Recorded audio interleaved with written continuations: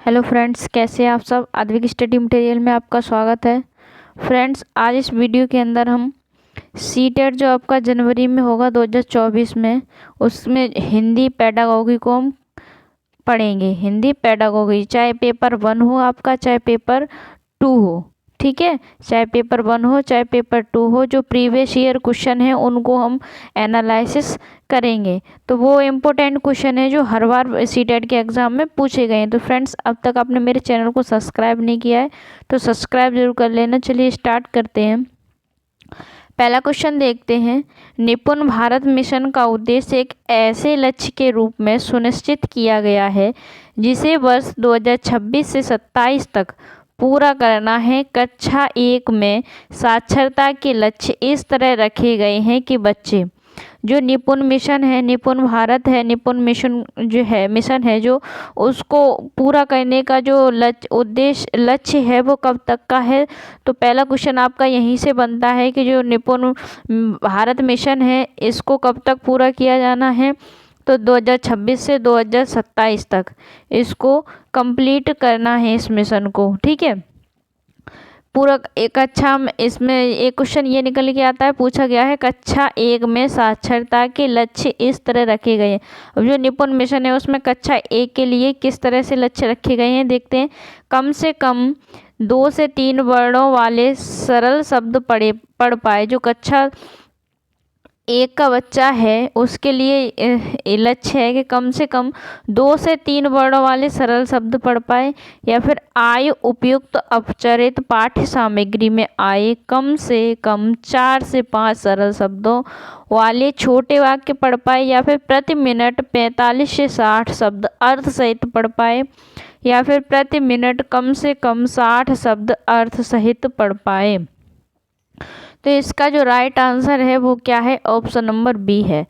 इसमें जो कक्षा 1 है बच्चा, उसके लिए साक्षरता के लक्ष्य रखे गए हैं कि कम से कम 4 से 5, कितने, कम से कम 4 से 5 सरल शब्दों वाले छोटे वाक्य पढ़ पाए, ठीक है। तो इसका जो राइट आंसर है वो क्या हो जाएगा, ऑप्शन नंबर बी। अगला क्वेश्चन है, निडर शब्द का समानार्थी शब्द बताइए। जो निडर शब्द है इसका आपको समानार्थी शब्द बताना है। क्या बताना है, समानार्थी शब्द बताना है। डरपोक, कायर, साहसी, भयभीत। जो निडर है इसका आपको समानार्थी शब्द, तो निडर का जो समानार्थी शब्द होता है वो क्या होता है, साहसी। डरपोक, कायर, भयभीत, ये क्या है, डरपोक ये क्या है, इसका विलोम है, ठीक है। क्या है इसका विलोम, आपको बताना क्या है, समानार्थी। तो समानार्थी जो इसका राइट आंसर है ऑप्शन नंबर सी हो जाएगा। फ्रेंड्स, अपने आप तक मेरे चैनल को सब्सक्राइब नहीं किया तो सब्सक्राइब जरूर कर लेना। अगला क्वेश्चन है ताकत का विलोम। ये सब प्रीवियस ईयर क्वेश्चन है, आपके सीटेट के एग्जाम में पूछे गए हैं। ताकत का विलोमार्थी शब्द है। जो ताकत है उसका आपको विलोम बताना है, क्या है, निर्बलता, अधिकार, शक्ति, क्षमता। जो ताकत का जो विलोम है वो क्या होगा, निर्बलता। शक्ति क्या है, इसका समानार्थी होगा, ठीक है। शक्ति क्या हो जाएगा, इसका समानार्थी हो जाएगा। तो आपको ताकत का जो विलोम है वो क्या है, इसका निर्बलता। ताकत का विलोम क्या है, निर्बलता। तो इसका राइट आंसर क्या हो जाएगा, ऑप्शन नंबर ए। अधिकार का विलोम क्या होता है, अधिकार का विलोम होता है अनाधिकार। क्या होता है, अनाधिकार, ठीक है। ये होता है अधिकार का विलोम। और क्षमता का विलोम क्या होता है, अक्षमता। क्या होता है, अक्षमता। और शक्ति का विलोम क्या होता है, क्षीणता। शक्ति का विलोम क्या होता है, क्षीणता। तो ये हो गई आपके 4 ऑप्शन की बात। तो इसका जो राइट आंसर है वो क्या है, ऑप्शन नंबर ए। अगला क्वेश्चन है वेखौफ का अर्थ है। वेखौफ का आपको अर्थ बताना है कि वेखौफ का अर्थ क्या होता है। भीत, निर्भय, संकित, डरपोक। तो जो वैखौफ का अर्थ है वो क्या हो जाएगा, इसका right answer option number B, निर्भय। जो जिसको किसी का खौफ नहीं है उसको क्या कहते हैं, बेखौफ। तो निर्भय, ठीक है। इसका जो राइट आंसर है वो क्या हो जाएगा, निर्भय। भीत का मतलब क्या होता है, डरा हुआ। अब डरा हुआ, सॉरी, डरा हुआ, भीत का मतलब क्या होता है? डरा हुआ। पूछा है बेखौफ का अर्थ, तो बेखौफ का मतलब क्या होता है? जो किसी से न डरे, ठीक है, उसको बोलते हैं हम बेखौफ। और संकित, इसका संकित का मतलब क्या होता है? शंका से युक्त, क्या होता है? शंका से युक्त, जो जिसके जो संकित हो, शंका से युक्त हो, ठीक है। अब डरपोक, डरपोक का मतलब क्या होता है? कायर। डरपोक का मतलब क्या होता है? कायर। तो इसका जो राइट आंसर है वो क्या हो जाएगा? ऑप्शन नंबर ए। अगला क्वेश्चन है शुद्ध रूप छांटिए। इसमें 4 ऑप्शन दिए हैं, मध्यम लिख के बताया है कि मध्यम का जो शुद्ध रूप है, वो जो सही तरीके से मध्यम लिखा है वो कौन सा है? Option number A, option number B, option number C, option number D. तो जो मध्यम लिखा जाता है वो कैसे लिखा जाता है? तो इसका right answer option number B है। ऑप्शन नंबर क्या है? बी। अगला क्वेश्चन है प्रखर का अर्थ नहीं है। आपको प्रखर का अर्थ बताना है कि प्रखर का अर्थ क्या नहीं है? प्रचंड, तीक्ष्ण, कुशाग्र, सहनशील। तो प्रखर का अर्थ क्या नहीं होता है? ऑप्शन नंबर क्या हो जाएगा आपका राइट आंसर? डी, सहनशील नहीं होता है प्रखर का अर्थ। प्रखर का मतलब क्या होता है? सहन करने वाला। प्रखर का अर्थ क्या हो इसका, सॉरी, सहनशील का मतलब क्या होता है? सहन करने वाला, उसको क्या बोलेंगे?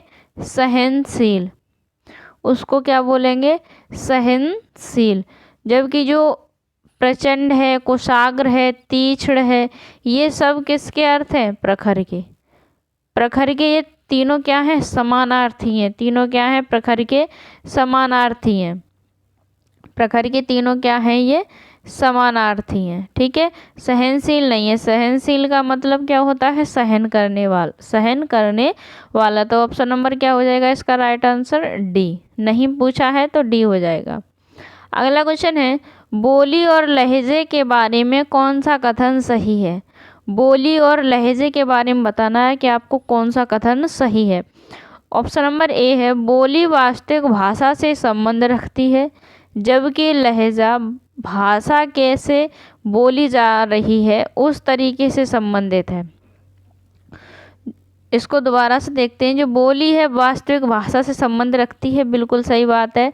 जो बोली है वो किससे? वास्तविक भाषा से संबंध रखती है, जबकि जो लहजा होता है भाषा कैसे बोली जा रही है उससे संबंधित होता है। ये बात बिल्कुल सही है। आगे देखते हैं। लहजा वास्तविक भाषा से संबंधित है। लहजा जो बोलने का तरीका है वो क्या वास्तविक भाषा से संबंधित होता है? नहीं होता है। तो ये ऑप्शन क्या है? गलत है। लहजा एक ही भाषा के विविध रूप हैं जिनकी व्याकरण भिन्न भिन्न होती है, तो ये बात भी गलत है। बोली किसी व्यक्ति विशेष के उच्चारण का तरीका है, नहीं, ये बात भी क्या है? गलत है। तो राइट आंसर क्या हो जाएगा? ऑप्शन नंबर ए। अगला क्वेश्चन है कक्षा 3 की अध्यापिका को अपने विद्यार्थी के श्रवण कौशल का आकलन करना है। उसे इसके लिए किस गतिविधि का संचालन करना चाहिए? कक्षा 3 की अध्यापिका है, उसको क्या करना है कि अपने विद्यार्थी के श्रवण कौशल का आकलन करना है। किसका आकलन करना है? श्रवण कौशल का आकलन करना है। तो इसके लिए वो कौन सी गतिविधि का संचालन करेगी? तो ऑप्शन नंबर ए है पढ़ी गई सामग्री से शब्दों का अर्थ बताने के लिए कहेगी, या फिर सुनाई गई कहानी पर चित्र बनाने के लिए कहेगी, या फिर विद्यार्थी को 4 से 5 वाक्यों में स्वयं का परिचय देने के लिए कहेगी, या फिर दिखाए गए चित्र पर 3 वाक्यों में वर्णन करने के लिए कहेंगी। तो इसका जो राइट आंसर है वो क्या हो जाएगा? वो किस कौशल का आकलन करना चाहती है? श्रवण कौशल का। किसका कहना चाहती है? श्रवण कौशल का। तो श्रवण कौशल क्या होता है? सुनना, ठीक है। श्रवण कौशल किससे संबंधित है? सुनने से संबंधित। तो जिसका राइट आंसर है वो क्या होगा? ऑप्शन नंबर बी, सुनाई गई कहानी पर चित्र बनाने के लिए कहेगी। जो कहानी अध्यापिका ने सुनाई है उस पर क्या करेगी, वो चित्र बनाने के लिए कहेगी कि उसने कितना ध्यान से उसको सुना। तो उससे क्या होगा, बच्चे के श्रवण कौशल का आकलन वो करना चाह रही है कि बच्चे ने उसको कितने ध्यान से सुना। अगला क्वेश्चन है, कक्षा 4 की अध्यापिका प्रक्रिया आधारित लेखन उपागम का प्रयोग कर रही है। लेखन पूर्व गतिविधि के दौरान वह किस युक्ति का अनुसरण कर सकती है? मानस मंथन, ब्रेनस्टॉर्मिंग, या फिर समीक्षा करना, या फिर संपादन, या फिर पुनरावृत्ति। क्वेश्चन को दोबारा से देखेंगे। कक्षा 4 की अध्यापिका प्रक्रिया आधारित लेखन उपागम का प्रयोग कर रही है। लेखन पूर्व गतिविधि के दौरान वह किस युक्ति का, किस विधि का अनुसरण कर सकती है? तो इसका जो राइट आंसर है ऑप्शन नंबर ए है, मानस मंथन ब्रेनस्टॉर्मिंग विधि। जो मानस मंथन ब्रेनस्टॉर्मिंग विधि होती है, इसमें ये एक शिक्षण विधि है।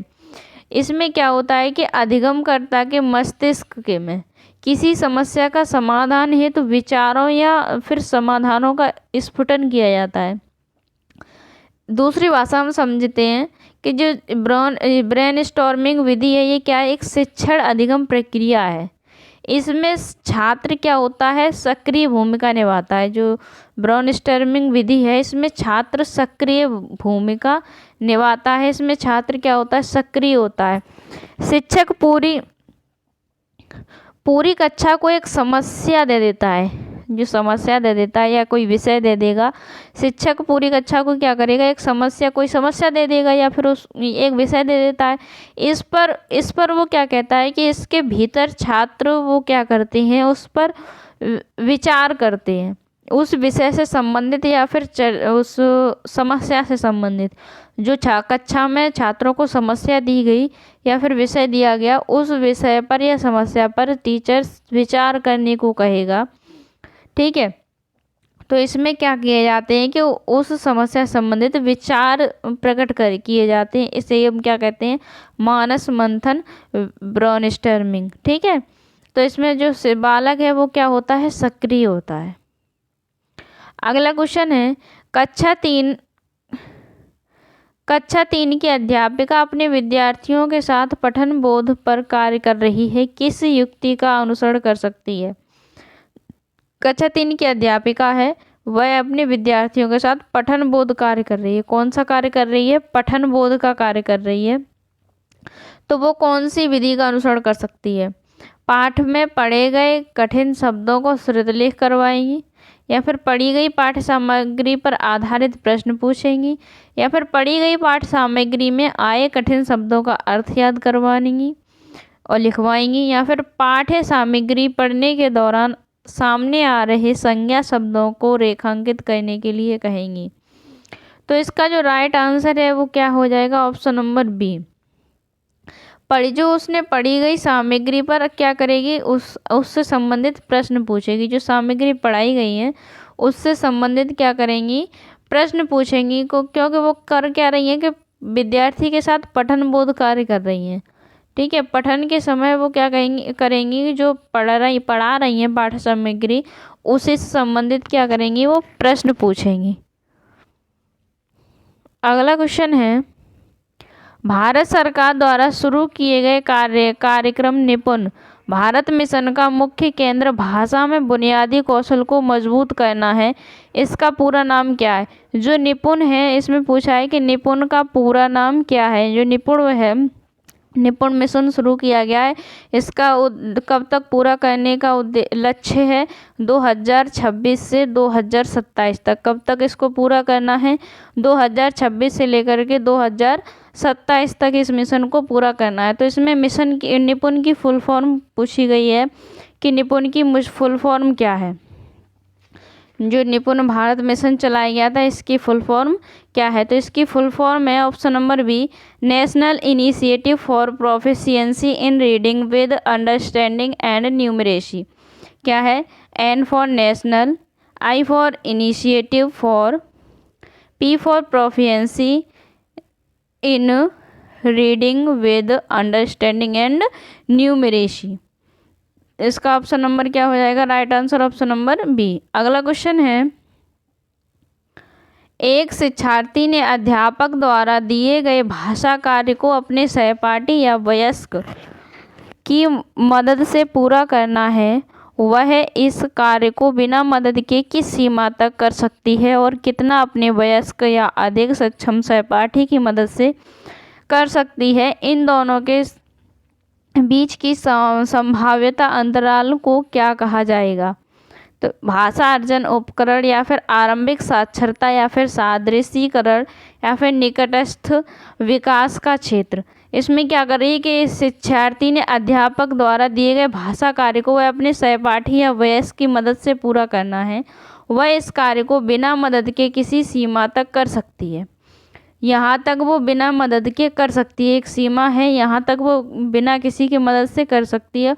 और कितना अपने वयस्क या अधिक समक्ष सहपाठी की मदद से कर सकती है, इन दोनों के बीच की संभावित अंतराल को क्या कहा जाएगा? और किसी की मदद मिल जाए तो वो यहाँ तक किसी कार्य को कर सकती है। अब इसके जो बीच का अंतर आया उसी को क्या कहते हैं? इसमें पूछा है कि उसके जो बीच का अंतर है उसको क्या कहा जाएगा? तो इसका राइट आंसर क्या हो जाएगा? ऑप्शन नंबर डी, निकटस्थ विकास का क्षेत्र, ZPD। इसी को क्या कहते हैं हम? ZPD।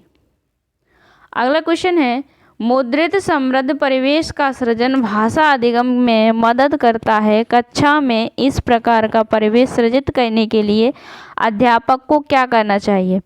विद्यार्थियों को पुस्तकें व अन्य पाठ्य सामग्री पढ़ने के अवसर देना चाहिए, या फिर विद्यार्थियों को मुद्रित हस्तलेखन सीखने में मदद करनी चाहिए, या विद्यार्थियों को हस्त मुद्रण सीखने में मदद करनी चाहिए, या फिर अपरिचित मुद्रित पाठ्य सामग्री के लिए नए शब्द सीखने के लिए कहना चाहिए? तो इसका जो राइट आंसर है ऑप्शन नंबर क्या है? ए। इसमें क्या कर रहा है कि मुद्रित समृद्ध परिवेश सृजन भाषा अधिगम में मदद करता है। कक्षा में इस प्रकार का परिवेश सृजित करने के लिए अध्यापक क्या करेगा? अध्यापक विद्यार्थियों को पुस्तकें के अन्य पाठ्य सामग्री पढ़ने के अवसर देगा। क्या करेगा? अन्य पाठ्य सामग्री पढ़ने के अवसर देगा। तो राइट आंसर क्या हो जाएगा? ऑप्शन नंबर ए। अगला क्वेश्चन है, निम्नलिखित में से कौन सा क्रम प्रथम भाषा अर्जन के चरणों का सही क्रम है?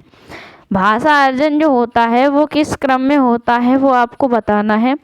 तो इसका जो राइट आंसर है ऑप्शन नंबर क्या है? ए। पहले बच्चा क्या करता है? बलबलाता है, बबलिंग करता है, उसके बाद 2 शब्द के वाक्य या चरण, ठीक है, बोलता है, उसके बाद एक शब्दी वाक्य बोलता है, उसके बाद संक्षिप्त वाक्य बोलने लगता है, पूरा वाक्य बोलने लगता है। तो राइट आंसर इसका क्या है? ऑप्शन नंबर ए। अगला क्वेश्चन है, यह विचार कि मनुष्य सहजात भाषा अर्जन उपकरण के साथ जन्म लेते हैं किसके द्वारा प्रतिपादित है? तो इसका राइट आंसर क्या हो जाएगा? Option number B, Noam Chomsky. भाषा जन्मजात होती है, भाषा अर्जन जन्मजात होती है, जन्म के साथ ही स्टार्ट हो जाती है। वो किसने कहा? नोम चॉम्स्की ने। तो right answer option number B. अगला क्वेश्चन है, निम्नलिखित में से कौन सी गतिविधि बच्चों के वाचन कौशल के आकलन हेतु प्रयुक्त नहीं की जानी चाहिए? तो इसका पढ़े गए पाठ से शब्दों के अर्थ बताओ, या फिर आप जिन परिधान को बहुत अधिक पसंद करती हैं उसके बारे में बताओ, या फिर अपने आप का 4 से 5 वाक्यों में परिचय दो, या फिर दिखाए जा रहे चित्र का 3 वाक्यों में वर्णन करो। तो इसका जो राइट आंसर है वो क्या हो जाएगा? ऑप्शन नंबर ए, पढ़े गए पाठ से शब्दों का अर्थ बताओ। इसमें क्या पूछा है कि प्रयुक्त नहीं की जानी चाहिए। जो बच्चे होते हैं वो छोटे छोटे, वो वाक्य का पढ़े गए पाठ का अर्थ नहीं बता पाएंगे, या क्या होता कठिन होता है, इसलिए उनको अर्थ का कौशल नहीं दिया जाता है। तो ऑप्शन नंबर इसका राइट आंसर क्या हो जाएगा? A. Thank you for watching. Video अच्छी लगे तो मेरे चैनल को लाइक शेयर एंड सब्सक्राइब ज़रूर करना।